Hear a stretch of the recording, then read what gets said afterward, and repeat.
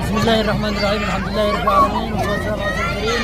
نطالب من الاخوه فاعل الخير فاعل الخير في تعمير المناطق المتضرره والمحتاجه، وجزاهم الله خير جزاء وبارك الله بهم.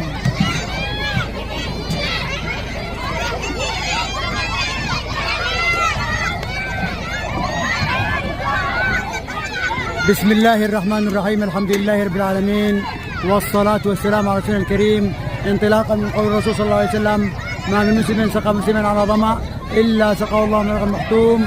سقاني الله وإياكم من الرق المختوم في يومنا هذا السبت 26 من ذي القعدة إلى عام 1446 للهجرة، الموافق 24 من مايو عام 2026 ميلادية. يتم إيصال سقيا الطيبة لهذه المنطقة المتضررة والمحتاجة سقيا ماء من شمسة كتب الله أجرها وبارك الله فيها، وكتب الله أجرها ورزق، واللهم بارك لها في رزقها.